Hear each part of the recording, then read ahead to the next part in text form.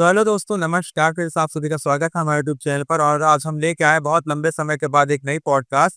तो दोस्तों, आज हमारे साथ जो मेहमान है वो हमारे रायबली का गौरव बन चुकी हैं और उन्होंने जिस तरह से नाम रोशन किया है वो महिलाओं के लिए भी एक बहुत ही गर्व की बात है। तो हम स्वागत करते हैं बिना देरी करे हुए मनीषा रावत जी की, जो कि हमारे रायबली की रहने वाली हैं। और इनके बारे में हम थोड़ा सा इंट्रो देते हैं कि हम शुरुआत करते हैं।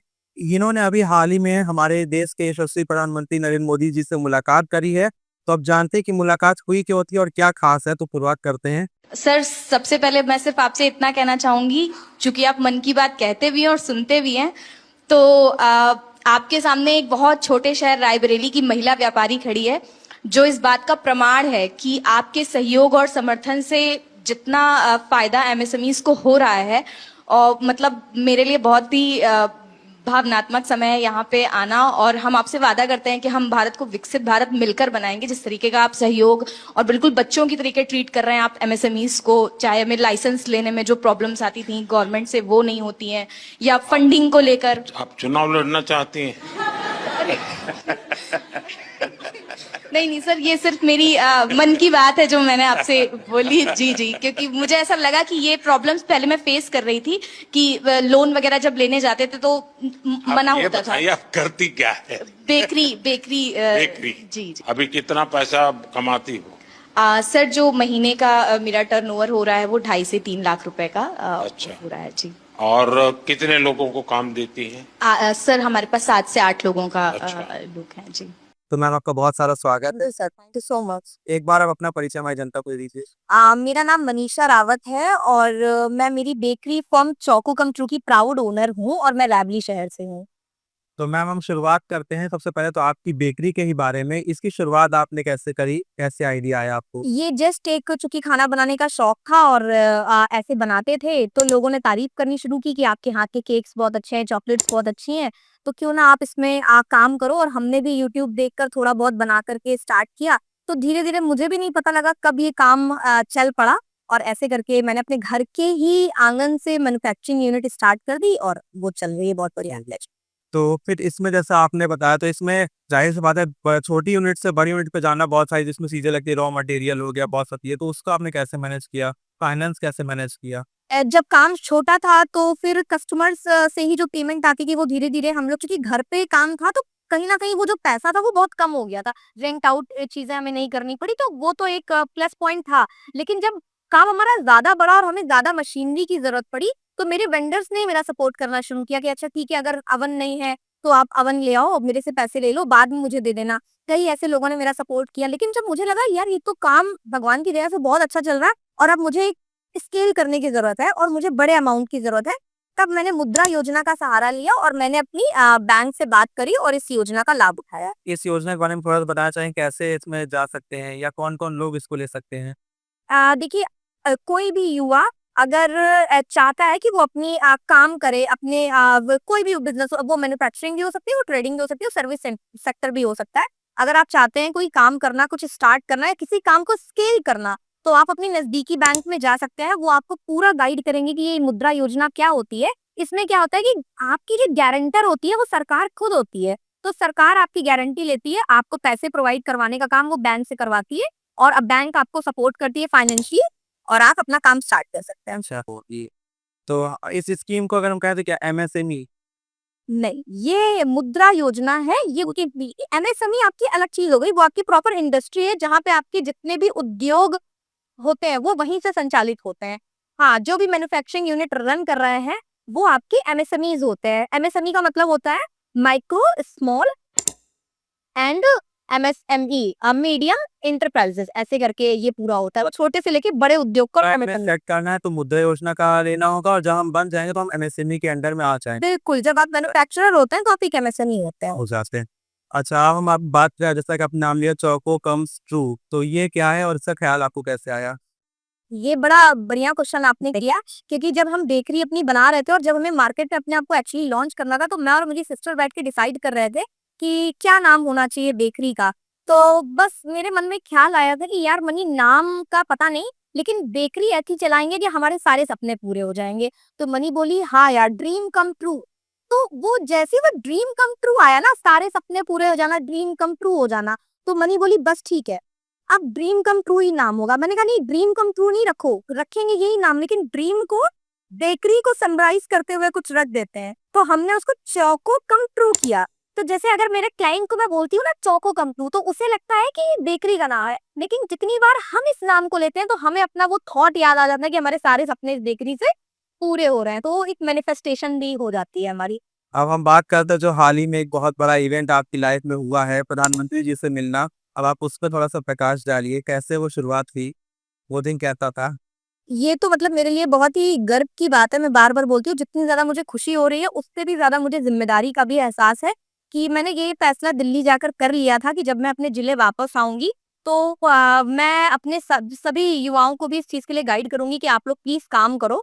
और बहुत ही बड़ा दिन था वो मेरे लिए, जस्ट एक कॉल आती है और अचानक सब कुछ बदल जाता है। तो वो मैं कभी नहीं भूल सकती है। इवन अभी भी मुझे गूज़बम्प्स आ रहे हैं कि वो हुआ कैसे? तो मुद्रा योजना ली थी, 148 करोड़ की आबादी में मेरा नाम आ गया, बस यही। तो ये आपको कब आता है कॉल प्रधानमंत्री जी का? प्रधानमंत्री जी का मेरे पास कोई कॉल नहीं आया था, तो अभी फिर मेरे पास 29 मार्च को मेरे पास मंत्रालय द्वारा एक कॉल आई थी, जिसमें मुझे बताया गया था कि आपको पीएम सर एक मीटिंग कर रहे हैं, जिन्होंने जो लाभार्थी हैं, जो बेनिफिशरीज हैं, तो उसमें से एक आप चुने गए हो और आपको दिल्ली पीएम आवास आना है। तो मुझे लगा ये बहुत ही बड़ा कोई स्कैमर है भाई, इतने बड़े लेवल पे कौन स्कैम करता है, और मैंने उसका फोन काट दिया था। लेकिन फिर मेरे बैंक ने मुझे कॉल करके मुझे बहुत डांटा कि नहीं ये सच है, आप सेलेक्ट हुए हो। मैंने कहा नहीं, पहले आप मुझे प्रूफ दिखाओ, तो उन्होंने मुझे बहुत सारे टिकट एंड डॉक्यूमेंट वगैरह सब चीजें, तब मुझे यकीन हुआ कि हाँ हम सेलेक्ट हुए हैं। और फिर वहां पे हम अपने जो स्टेट लेवल बैंकिंग कम्युनिटी होती है, हमारा फाइनेंस डिपार्टमेंट होता है, उसके द्वारा हम वहां ले जाए गए, और वहां पे पीएम आवास पे हमारी मुलाकात सर से हुई और हम वापस। तो जैसे आप यहाँ रायबली से लेकर पीएम आवास तक का जाने का सफर था, सब कुछ मिनिस्ट्री ने हैंडल किया उसका? बिल्कुल, बिल्कुल, जो फाइनेंस मिनिस्ट्री हमारी होती है, उसने वो सारे खर्चों को बियर किया और हमें बहुत ही अच्छे से, जैसे उन्होंने बोला था ना पीएम सर की, मुझे एक बात याद है, उन्होंने एक लाइन बोली थी कि आप सबका स्वागत है हम मेरे घर में, क्योंकि आप हमारे मेहमान हो। उन्होंने आते ही हमारा स्वागत ऐसे किया था। तो मैं सच बताऊं, उन्होंने हमारा स्वागत वैसे ही किया। हमें बहुत अच्छे से रखा गया, हमें बहुत अच्छे से खाना, बहुत अच्छा क्वालिटी का खाना, सुरक्षा कर्मियों द्वारा, कहते हैं ना प्रधानमंत्री से आप मिलने गए, और तो सबका पहला क्वेश्चन यही होता है कि मैडम वहाँ पे सिक्योरिटी की इतनी हाई रही होगी। मैंने कहा हाई तो थी, लेकिन वो जो सिक्योरिटी थी उसने इतने प्यार से हमें डील किया कि नहीं आप हमारे मेहमान हो, हाँ हाँ ठीक है चलो आओ। तो वो वाला मतलब बहुत ही अमेजिंग एक्सपीरियंस रहा। अच्छा, तो जब आप वहाँ पे गईं, प्रधानमंत्री जी का वो पूरा देखा आपने, तो जब उनकी आपने पहली झलक देखी, तो आपका एक्सपीरियंस ना उनको?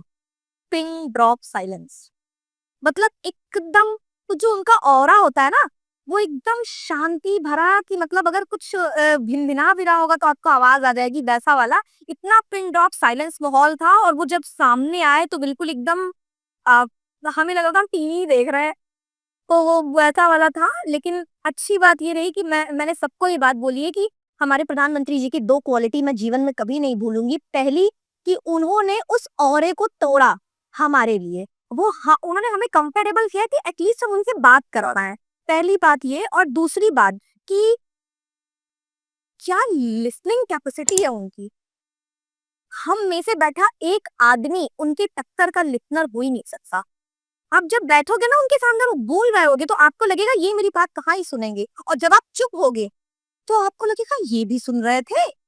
He is a very sharp listener, वो बहुत ध्यान से आपकी बात सुनते हैं, मतलब बहुत ध्यान से। तो he is a very good listener, और वो क्वालिटी मुझे मेरे जीवन में चाहिए किसी भी। बिल्कुल।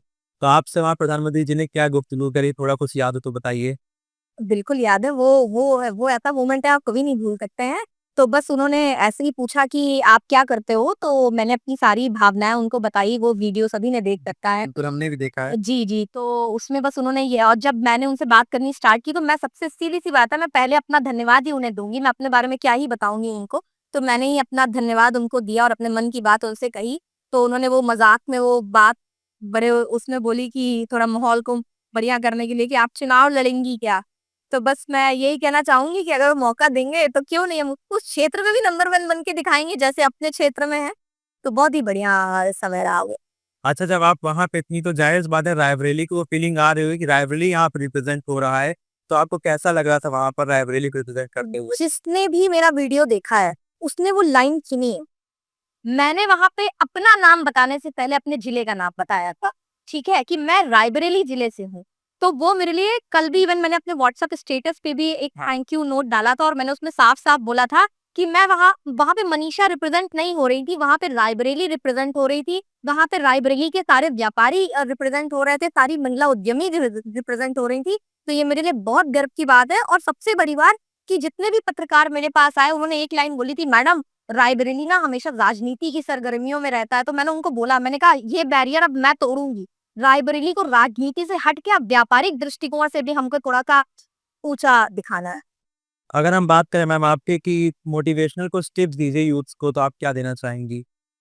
सर देखिए मैं सिर्फ एक ही बात कहना चाहूंगी अपने सभी जितने भी मेरे यूथ है, बहुत शक्तिशाली हो आप और हमारे आत्मनिर्भर भारत का पहला भरोसा आपको।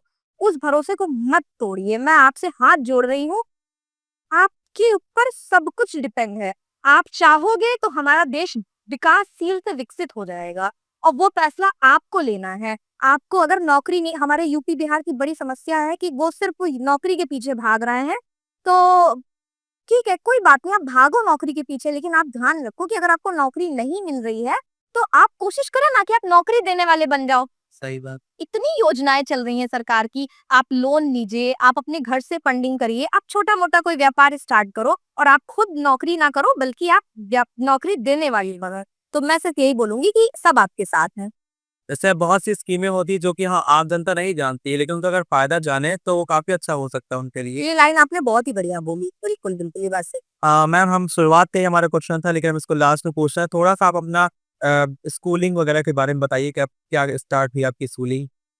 2014 में मैंने अपना इंटर किया था 2014 में वो रायबरेली में ही और उसके बाद मैं पढ़ाई आगे नहीं कर पाई कुछ कारणों से।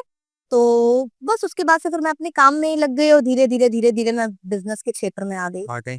मैम जाते-जाते अब जैसा कि अभी हमारे जो बोर्ड्स के बच्चे उनका रिज़ल्ट आने वाला है और उसके बाद उनको भी एक नई चुनौती करनी है कि अपने करियर को डिसाइड करना है, तो आप उन बोर्ड्स के बच्चों के लिए कुछ बता दीजिए। ख़ासतौर पे माता-पिताओं के लिए, क्योंकि ये होता है कि आप मैथ्स चुनो, बायो चुनो, आर्ट्स चुनो, तो बिज़नेस चुनो।